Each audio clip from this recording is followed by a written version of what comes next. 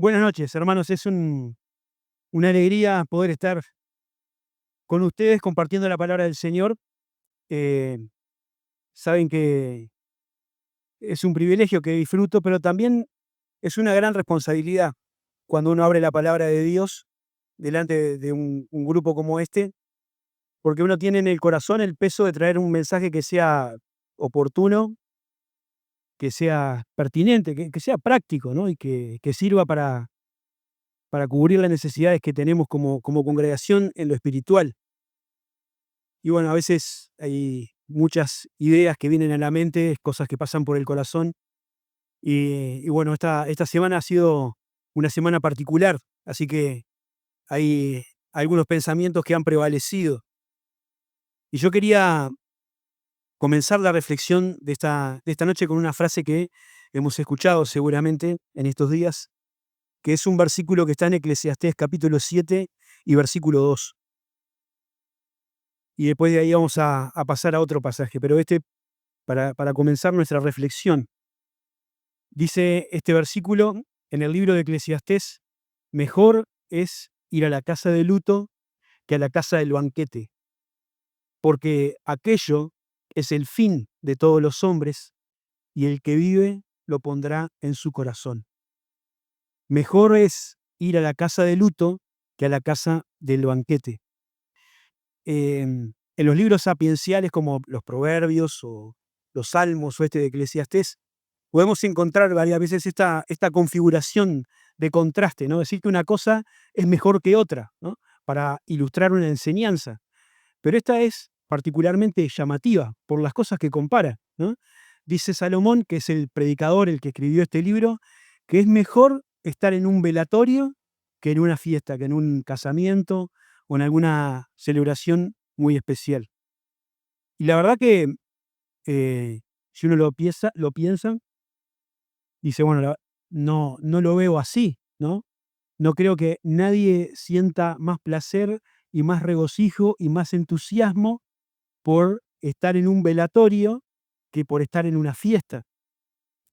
Uno va a los velatorios por el aprecio que siente por la persona que ha fallecido, o por la familia, o por respeto, ¿no? Eh, pero no hay ninguna cosa ahí que nos alegre el corazón, que satisfaga nuestros sentidos. Sin embargo, Salomón insiste en que eso es mejor y explica por qué, porque si no, no sería muy difícil de entender. Y él dice que ahí donde está esa presencia de la muerte, ¿m? El que vive, los que están ahí, lo van a poner en su corazón. Saben que nosotros vivimos en un mundo que cada vez va más rápido, ¿no? La sociedad en la que vivimos se parece una calecita. No sé si hay calecitas todavía funcionando. Acá seguramente debe haber porque tenemos juegos de hace 100 años, ¿no? Pero esas cosas que van siempre girando ahí, llenas de luces y de colores y que entretienen a los niños. Y la vida a veces se nos convierte en algo como eso, ¿no? Hay siempre algo para hacer, siempre algo para estar mirando, para estar pensando. El entretenimiento parece que prevalece en todo momento y hay pocos momentos en los que podemos detenernos a reflexionar, a pensar realmente sobre la vida y cómo la estamos viviendo y sobre lo que ha pasado y los planes de futuro, ¿ya? Todo el entorno en el que vivimos, el celular y las pantallas se ocupan de que tengamos poco tiempo para pensar. Y la casa de luto, como dice Salomón, ese momento a veces nos proporciona un breve panorama de la realidad del mundo en que vivimos, de nuestra propia fragilidad. La sociedad es humanista, ¿no? No sé si han escuchado ese término. Es una filosofía que coloca al ser humano en el centro del universo y que dice, los seres humanos somos capaces de todo, ¿no? Y podemos hacer gala de nuestra tecnología, de nuestra medicina, de los avances, de lo que puede hacer la inteligencia artificial, de todas las cosas que hemos descubierto y avanzado, pero la casa de luto de repente nos trae a la realidad de que está establecido para los hombres que mueran una sola vez y después el juicio. Y que por más cosas que hayamos descubierto, un día vamos a tener que enfrentarnos con la realidad inexorable de la muerte. Pero también nos hace pensar en que no es el final de todo. Todas las culturas a lo largo y ancho de la historia y del mundo tienen la concepción o tienen una idea de que la muerte no es el final. Y por más que sus pensamientos a veces estén distorsionados o no estén del todo afinados, ¿m? Todos saben o todos creían que hay un más allá. Y en el propio libro de Eclesiastés se nos dice la razón. Dios puso eternidad en el corazón de los hombres, de los seres humanos. Nosotros sabemos que no es el final de todo la muerte, como a veces se nos quiere hacer creer, ¿eh? Que bueno, muerto el perro se acabó la rabia. Hay un más allá. Y en la casa de luto a veces tenemos que también enfrentarnos con esa perspectiva. El libro de Eclesiastés, ¿no? Lo cito varias veces porque he estado pensando en eso, también dice eso, ¿no? La muerte, ese término de la vida física, no es el final de todo. La Biblia no concibe la muerte como la extinción del ser humano, sino como un paso a un estado diferente, una, una separación del cuerpo físico del alma. Salomón dice que cuando una persona fallece, el cuerpo vuelve a la tierra como era, pero el espíritu va a Dios que lo dio. Los que somos hijos de Dios disfrutamos de una esperanza de gloria, de la que estábamos cantando. Matías nos hacía cantar alguna canción de esa que tenía que ver con esa esperanza que trasciende esta vida y que va más allá incluso del mundo físico en el que nosotros nos movemos. Pero también, aunque a veces otras personas o los que no conocen al Señor no tengan la esperanza, van a tener que enfrentarse con esa realidad. Sin embargo, a pesar de que tengamos esa convicción y saber que la muerte no es el fin del camino y que un día nos volveremos a encontrar, siempre ese momento de la casa de luto es un momento que infunde respeto, que trae tristeza y lágrimas, angustia, a veces incertidumbre. Y es normal porque tenemos que enfrentarnos con cosas que no queremos ver, pero que sabemos que están ahí. Y yo quería pensar un poquito en, en las lecciones de la casa de luto, de las cosas que podemos aprender. Dice Salomón que el que está en la casa de luto puede aprender algunas cosas. Y me gustaría acercarnos a un pasaje de la palabra de Dios donde hay una casa de luto y tratar de ver qué cosas podemos encontrar ahí y qué lecciones podemos aprender. Así que les invito a ir al Evangelio de Juan en el capítulo 11. Evangelio de Juan, capítulo 11. Es un pasaje eh, que tiene una profunda carga emocional, ¿no? Es un momento que realmente cuando uno lo lee puede sentir em, el- la tensión en el ambiente y un montón de cosas que seguramente al leerlas las van a compartir sin que yo tenga que decirlas con palabras. Vamos a leer desde el versículo 17. El contexto de la historia tiene que ver con un amigo personal del Señor Jesús, que se llamaba Lázaro, hermano de María y de Marta, que tenían una casa en una ciudad que estaba cerca de Jerusalén, a donde el Señor solía hospedarse, ¿no? En su ministerio terrenal, el Señor viajaba de un lado para otro, y cuando pasaba por ahí, quedaba en la casa de ellos. Y Lázaro se enfermó, y le dieron aviso al Señor de que este amigo de él estaba enfermo y estaba grave. Sin embargo, el Señor se quedó en donde estaba algunos días más. Y el versículo 17 dice que después decidió ir a visitar a esta familia, pero vino pues Jesús y halló que hacía allá 4 días que Lázaro estaba en el sepulcro. Betania estaba cerca de Jerusalén, como a 15 estadios, y muchos de los judíos habían venido a Marta y a María para consolarlas por su hermano. Entonces Marta, cuando oyó que Jesús venía, salió a encontrarle, pero María se quedó en casa. Y Marta dijo a Jesús: Señor, si hubieses estado aquí, mi hermano no habría muerto. Mas también sé ahora que todo lo que pidas a Dios, Dios te lo dará. Jesús le dijo, tu hermano resucitará. Y Marta dijo, yo sé que resucitará, en la resurrección, en el día postrero. Jesús le dijo, yo soy la resurrección y la vida. El que cree en mí, aunque esté muerto, vivirá. Y todo aquel que vive y cree en mí no morirá eternamente. ¿Crees esto? Le dijo, sí, Señor. Yo he creído que tú eres el Cristo, el Hijo de Dios, y que has venido al mundo. Habiendo dicho esto, fue y llamó a María, su hermana, diciéndole en secreto, el maestro está aquí y te llaman. Ella cuando lo oyó se levantó de prisa y vino a él. Jesús todavía no había entrado en la aldea, sino que estaba en el lugar donde María le había encontrado. Entonces los judíos que estaban en la casa con ella y la consolaban, cuando vieron que María se había levantado de prisa y había salido, la siguieron diciendo, va al sepulcro a llorar allí.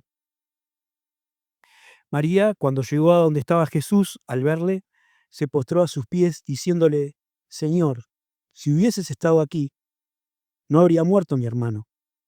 Entonces Jesús, al verla llorando y a los judíos que la acompañaban también llorando, se estremeció en espíritu y se conmovió. Y dijo, ¿dónde le pusisteis? Le dijeron, Señor, ven y ve. Jesús lloró. Dijeron entonces los judíos, mirad cómo le amaba.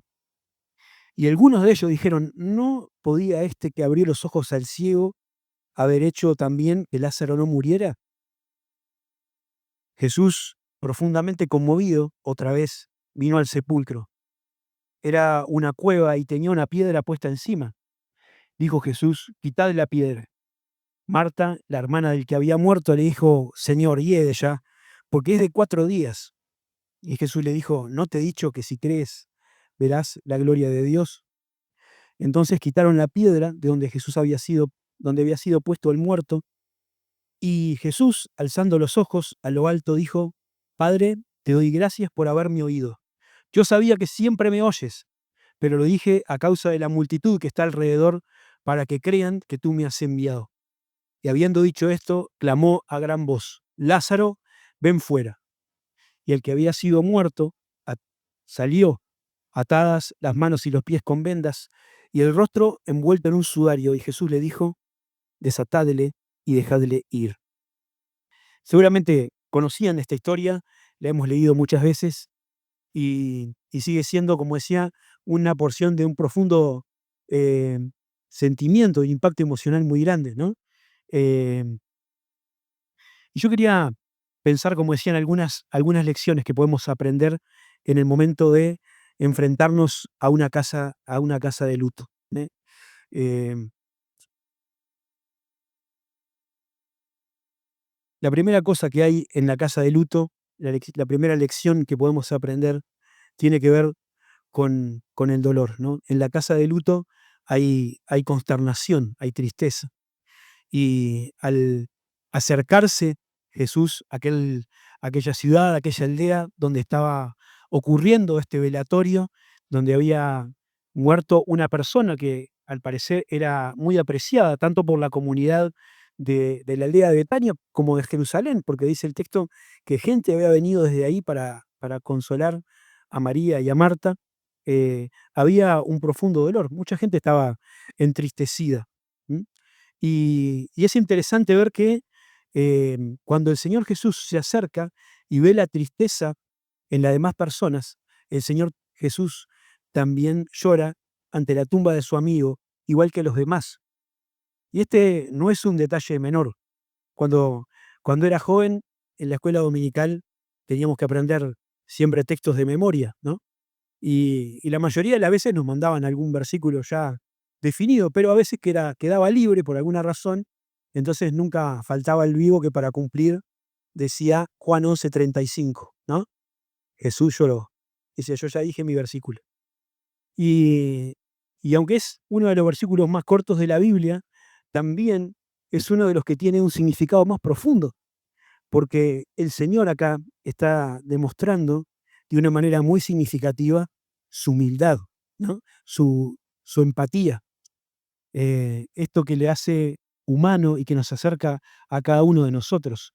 Dios no es un ser que nos mira indiferente desde algún lugar lejano de la galaxia, sino es un Dios que está cerca de nosotros, un Dios que no solo puede conocer nuestras emociones, sino que Él mismo las sintió. No solamente sabe lo que nosotros pasamos por su omnisciencia, ¿eh? Que es inherente a su divinidad, no solo sabe lo que sentimos porque Él es Dios y nos creó, sino Él sabe lo que nosotros pasamos porque Él mismo pasó por eso, ¿no? El Señor experimentó cada una de nuestras emociones. Dice la Escritura que fue semejante a nosotros en todo, pero sin pecado, ¿no? La Biblia nos manda a los que somos hijos de Dios que podamos compartir con los hermanos las alegrías y las tristezas, ¿no? Llorad con los que lloran, alegraos con los que se gozan, ¿eh? Y Jesús fue el que hizo eso primero. El Señor Jesús lloró con los que lloraban, porque Él no era indiferente al dolor. No lo reprendió a los que lloraban, no minimizó el dolor de los que sufrían, simplemente acompañó y compartió en la casa de luto con los que estaban sufriendo. Y frente a la muerte es imposible o es muy difícil no derramar lágrimas, porque la tristeza es inherente a ese momento de separación. Por más que sepamos que hay una esperanza después, ¿no? Nos pone triste la situación. A veces despedimos a una persona que ya tenía mucha edad o que estaba atravesando una larga enfermedad, otras veces no es así. Hace poquito, también esta semana, ¿no? Un tío de Noelia que estaba bien, también tuvo un infarto y bueno, falleció y nadie lo esperaba, ¿no? El caso de Zulma fue distinto, porque ella se venía arrastrando su enfermedad hace tiempo. Pero nunca es un momento grato y nunca es un momento en el que uno está totalmente preparado. Siempre hay dolor. Ahora, la Biblia nos muestra que la tristeza que tenemos que sentir o que podemos sentir los que padecemos una pérdida tiene que estar complementada por la esperanza de saber que el Señor Jesucristo vuelve. En 1 Tesalonicenses capítulo 4, Pablo está escribiendo a una iglesia que había padecido la pérdida de algunos hermanos, que habían pasado a la presencia del Señor, y los que habían quedado estaban un poco tristes porque pensaban que no iban a poder disfrutar de todas las cosas que el Señor Jesucristo había prometido para los hijos, para su venida. Y Pablo les escribe explicándole y aclarando algunas cosas, ¿eh? Y les dice que escribía esas cosas para que no se entristezcan como los que no tienen esperanza. Y eso nos hace entender que no es que no tengamos que estar tristes, sino que tenemos una tristeza complementada por la esperanza, porque sufrimos el momento de la separación, pero con la tranquilidad de saber que va a haber un reencuentro, que dentro de poco tiempo, cuando el Señor Jesucristo disponga, Él va a volver, porque dice la Escritura, si creemos que Jesús murió y resucitó, así también traerá Dios con Jesús a los que durmieron en Él, ¿no? La esperanza bienaventurada de la iglesia tiene que ver con el regreso de Jesucristo a buscar a aquellos que han creído. Y dice la Biblia que aquellos que han partido antes, ¿eh? Van a ser resucitados primero, y los que estén vivos o los que estemos vivos, vamos a ser transformados para encontrarnos con el Señor en el aire y estar para siempre con el Señor. Un himno dice, con gozo su rostro divino veremos y luego a su imagen cambiados seremos.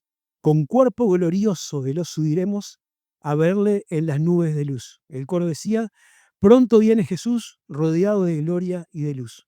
Aleluya, Cristo vuelve. Aleluya, amén. Y seguramente no podemos evitar entristecernos cuando alguien parte. Si es un ser cercano, mucho más. Pero podemos despedirlo con esta convicción: nos volveremos a encontrar. Dice otra escritura, ¿no? Jesús decía, como cantamos, volveré otra vez y os tomaré a mí mismo para que donde yo estoy, vosotros también estéis.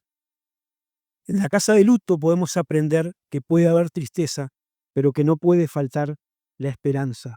La esperanza está dada para eh, alimentar nuestra expectativa, para fortalecer nuestro ánimo, ¿eh? Así como decía Pablo, alentémonos unos a otros con estas palabras, porque un día, como dice otro coro, la casa del Padre será nuestro hogar.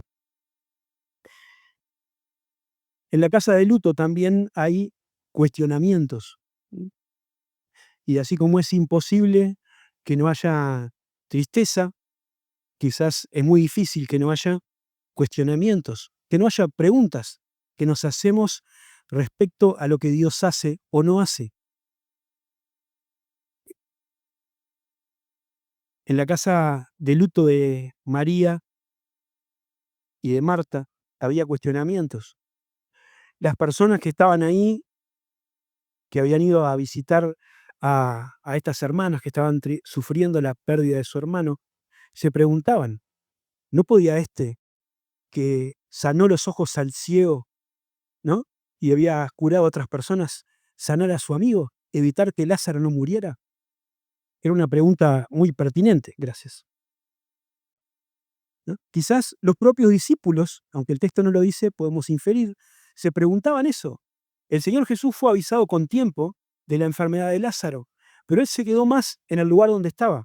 Y cuando llegaron, había hacía 4 días que Lázaro había muerto. Y ellos sabían que el Señor no necesitaba estar presente para hacer un milagro. Podía sanar a la distancia. ¿Por qué el Señor no había sanado a Lázaro? Nosotros tenemos la ventaja de tener el diario del lunes, como se dice, y poder ver la razón por la cual Jesús obró de esta forma. Pero eso no siempre nosotros lo sabemos. Y no siempre las respuestas llegan a nuestro corazón.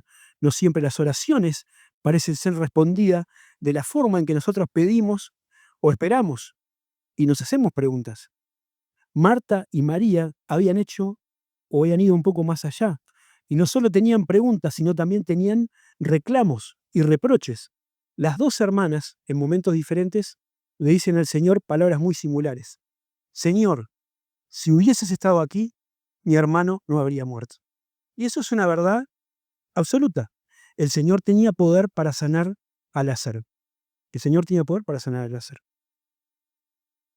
Ahora, los propósitos de Dios no siempre los podemos comprender nosotros, ni ver en toda su dimensión lo que es capaz de hacer. Y a lo largo de la Biblia podemos encontrar un montón de personas que cuestionan y cuestionaron a Dios o que se hicieron preguntas sobre lo que Dios hacía o no hacía. ¿Eh?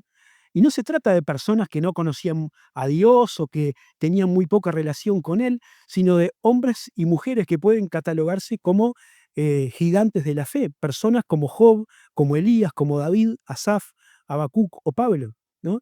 Hombres que estaban cerca de Dios y que en determinado momento de su vida se decían, ¿por qué Dios no hace esto, no hace aquello? ¿Por qué no actúa? ¿Por qué permite tal otra cosa? Y eso seguramente nos puede pasar a nosotros. A veces nos cuesta admitirlo o quizás tenemos temor de decirlo, pero nuestro corazón se llena de dudas y de preguntas. Ahora, eh, sabemos que eso puede pasar. Y lo que me gusta de este pasaje es ver la reacción del Señor, porque decíamos, no siempre llegan a nosotros las respuestas, ¿no? Ni la pieza del rompecabezas que falta para saber por qué Dios permitió tal o cual cosa. Pero acá podemos ver la reacción del Señor. ¿Mm? ¿Qué hizo Jesús cuando Marta y María le dijeron esas palabras que eran un reproche y que podía haber sido algo que sonara duro para el Señor? ¿Mm? El Señor no hizo nada. El Señor las escuchó, las comprendió y, como vamos a ver, las consoló con sus palabras. ¿Mm? Porque el Señor conoce nuestra condición y entiende nuestras limitaciones. Y Él jamás se va a enojar con las personas que sinceramente vienen delante de Él para expresar su dolor, sus dudas, sus preguntas. El Señor nos conoce y el Señor sabe que a veces hay cosas que no podemos comprender. Pero miren, en la casa de luto puede haber cuestionamientos, pero lo que no puede faltar, o lo que tiene que estar, es complementado por la confianza en su amor. Podemos no comprender lo que Dios hace, pero no deberíamos dudar de su amor, ¿m?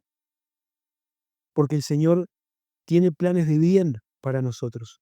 Y como hemos visto su obrar a nuestro favor en otros momentos, deberíamos tener la confianza de que todo lo que el Señor Jesucristo hace, obra para bien.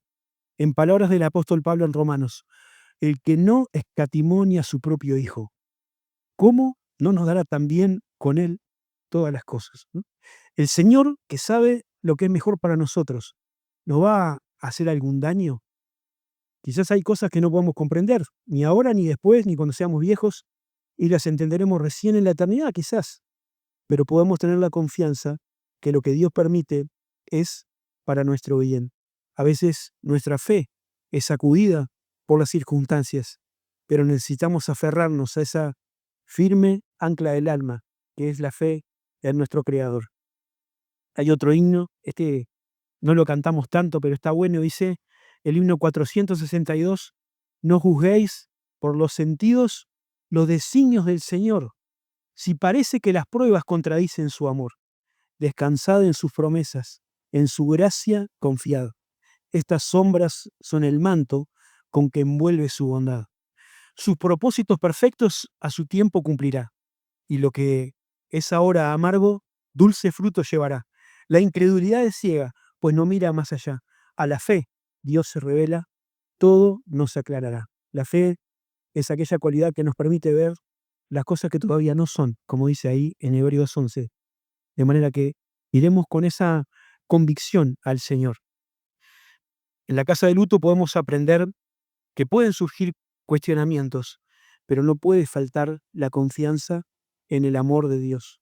Él nos ha dejado preciosas y grandísimas promesas, y el Señor no fallará. Él va a ser fiel hasta el final, porque el Señor no puede negarse a sí mismo. Dice Pablo, aunque nosotros seamos infieles, Él permanece fiel porque es su naturaleza. En tercer lugar, en la casa de luto hay consuelo. Una de las cosas difíciles de estar llegando a un velatorio es saber qué va a decir uno a la persona que está ahí, ¿no? Que ha perdido algún ser querido. A veces es muy difícil pensar en palabras adecuadas y quizás no haya palabras adecuadas, ¿no? A veces hasta algún versículo bíblico, ¿no? Que es muy oportuno, pero en el momento del dolor puede hasta resultar chocante, porque como decíamos, nadie está completamente preparado para el momento de la partida de un ser querido y a veces estas cuestiones, ¿no? Este dolor se tiene que procesar, ¿no? Y uno tiene que dejar que el Espíritu de Dios sobre para poder sentir el consuelo de parte del Señor. Es una operación de Dios en el corazón del que sufre.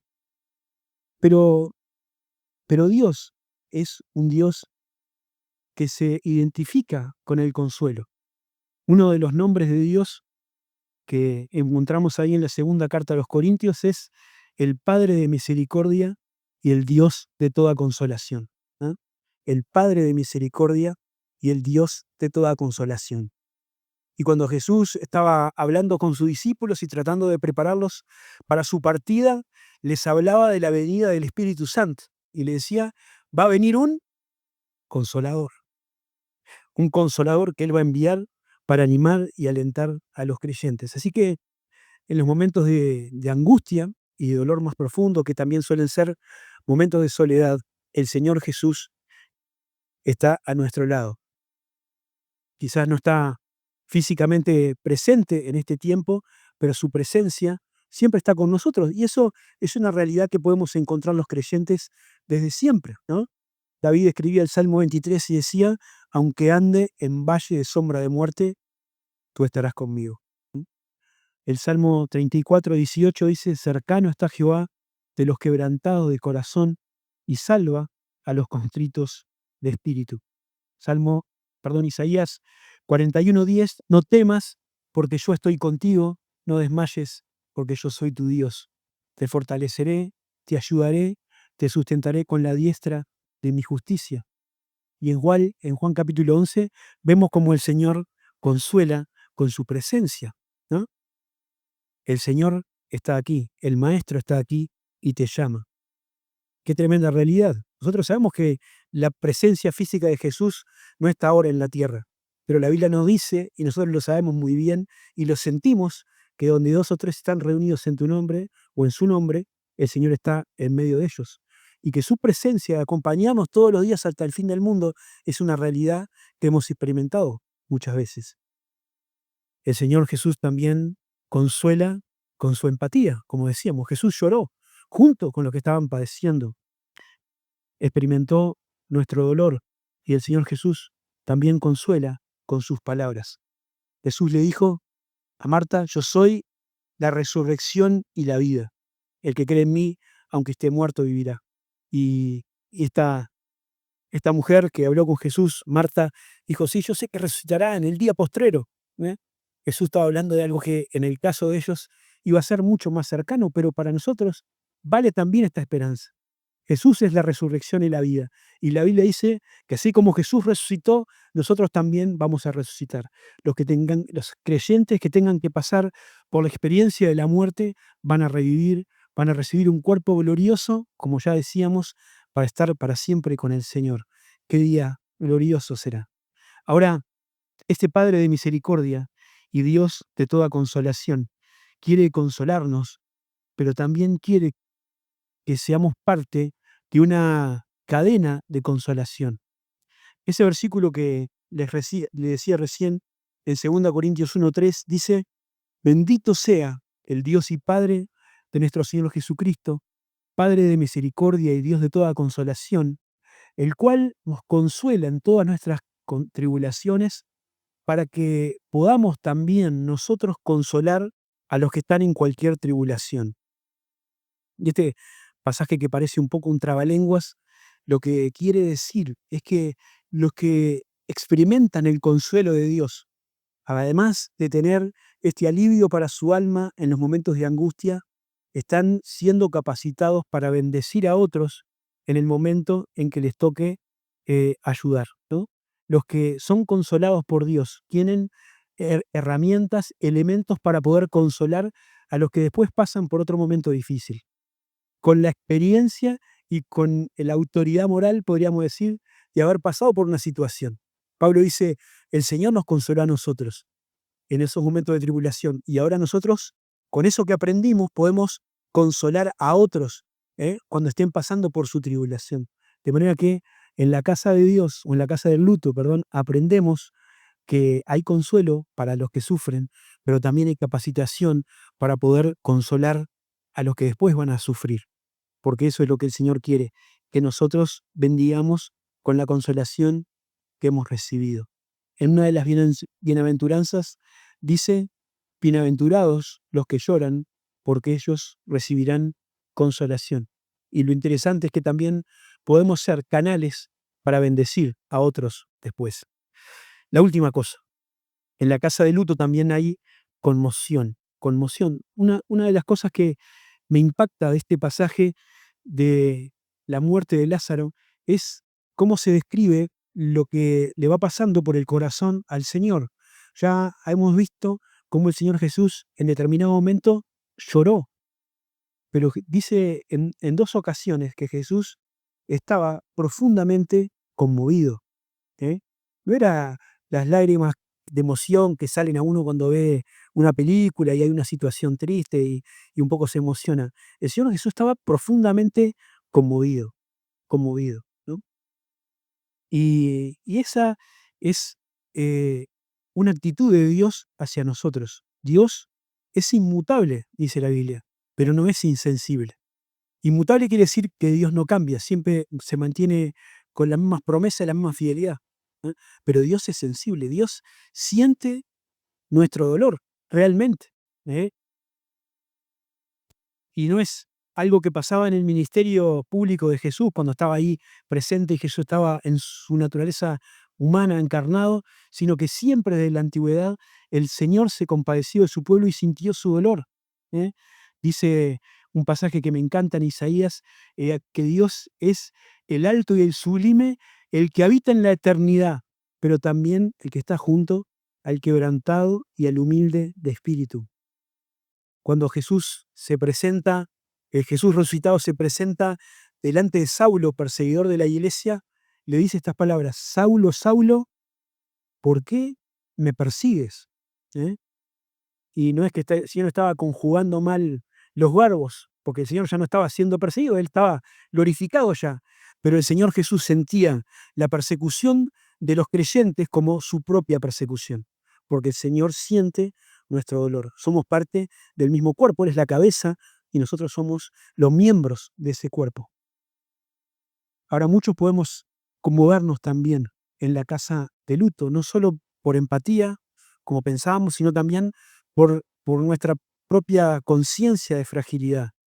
Por eso Salomón decía que es bueno estar en la casa de luto para poder sentir eso. Ahora, lo importante de esta conmoción no es solamente sentir esa tristeza, ni ponernos al lado de alguien y decir no somos nada, sino lo que realmente provoca esa reacción. El significado de la palabra conmover quiere decir mover fuertemente. Y en la casa de luto aprendemos que tiene que haber conmoción, pero que la conmoción tiene que estar complementada con la acción. Y la pregunta es, ¿a qué nos mueve lo que nos conmueve? Si lo único que hacemos frente a una casa de luto, frente a la partida de alguien, es entristecernos, llorar o sentirnos mal, pero no cambia realmente nada de nuestra conducta, no estamos aprovechando las lecciones de la casa de luto.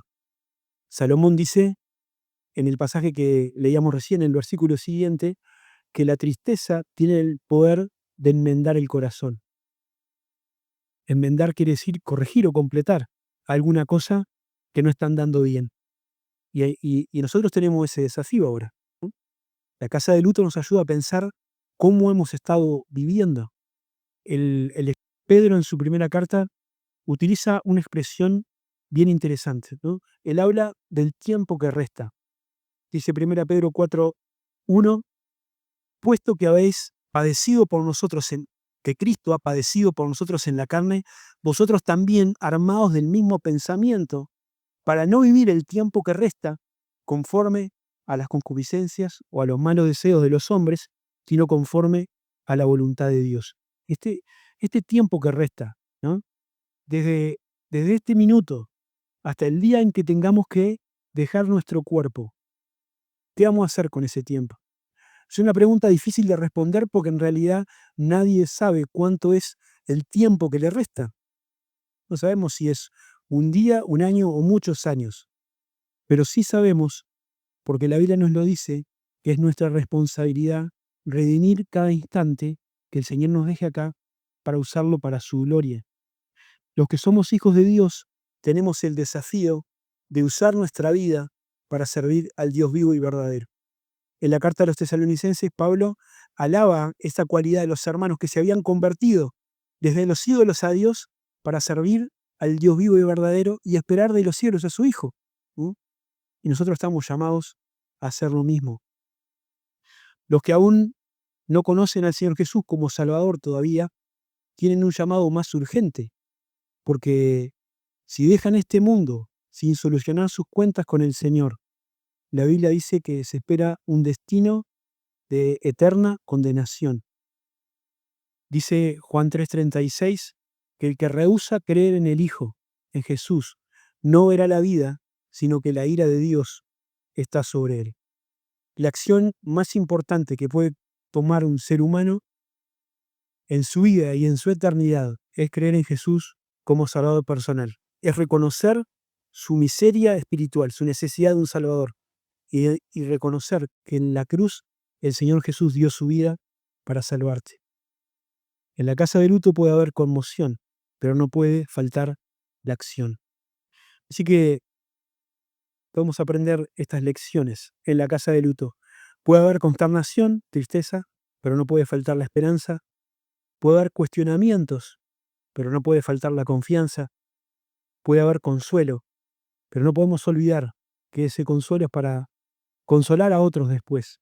Y puede haber conmoción, pero necesariamente tiene que haber una acción. Es mejor estar en la casa de luto que en la casa del banquete. En el momento quizá no lo va a parecer, pero si reflexionamos en estas cosas y cambiamos y usamos el tiempo que resta para glorificar a Dios, sin duda va a ser de bendición para nosotros y para otros. Que Dios les bendiga.